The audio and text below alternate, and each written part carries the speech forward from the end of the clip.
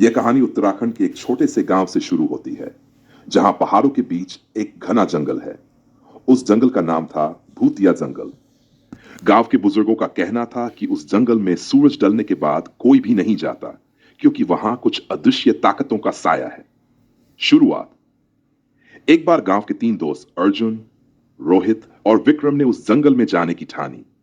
वे इन कहानियों को सिर्फ अफवाह मानते थे और सबूत ढूंढना चाहते थे। रात का समय था, आसमान में हल्की चांदनी थी और वे तीनों टॉर्च लेकर जंगल की ओर निकल पड़े।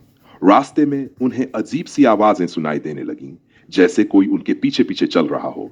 लेकिन जब वे मुड़कर देखते तो वहां कुछ नहीं होता। जंगल के अंदर, जंगल में कुछ दूर चलने के बाद उन्हें एक जर्जर बंगला दिखा। उस बंगले की खिड़कियों से मध्यम रोशनी झांक रही थी। तीनों ने तय किया कि वे अंदर जाकर देखेंगे।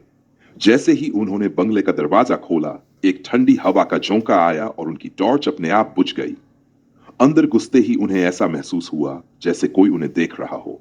दीवारों पर अजीब चित्र बने थे और उन पर लाल रंग से कुछ लिखा हुआ था। अनोखी घटना।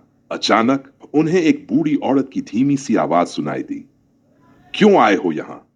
वे तीनों घबरा गए। अरे दादा अर्जुन रे! ने पूछा, कौन हो तुम? लेकिन कोई जवाब नहीं मिला। तभी रोहित ने देखा कि दीवार पर बनी एक पेंटिंग की आंखें उसकी ओर देख रही थी। जैसे ही उसने इसे बताया, विक्रम चीखने लगा। उसकी पीठ पर बड़े बड़े नाखूनों के निशान उभर आए थे। सच का सामना। डर के मारे वे तीनों बाहर की ओर भागे। लेकिन जैसे ही वे बंगले से बाहर आए, उन्हें एहसास हुआ कि वे जंगल के बीचों बीच खो गए हैं। चारों ओर धुंध थी और अजीब सी आवाजें गूंज रही थी। तभी उन्हें एक बूढ़ा आदमी दिखाई दिया, जिसने कहा, यह जंगल आत्माओं का है। जिसने भी यहां आने की हिम्मत की, वह कभी वापस नहीं गया। अर्जुन ने पूछा, अब हम क्या करें? बूढ़े आदमी ने कहा, तुम्हारे पास सिर्फ एक मौका है। सूरज निकलने से पहले जंगल से बाहर निकल जाओ, वरना तुम्हारी आत्माएं भी यहीं भटकेंगी। अंत। तीनों ने जान बचाने के लिए दौड़ लगाई। उन्हें लगा जैसे कोई उनके पीछे दौड़ रहा है।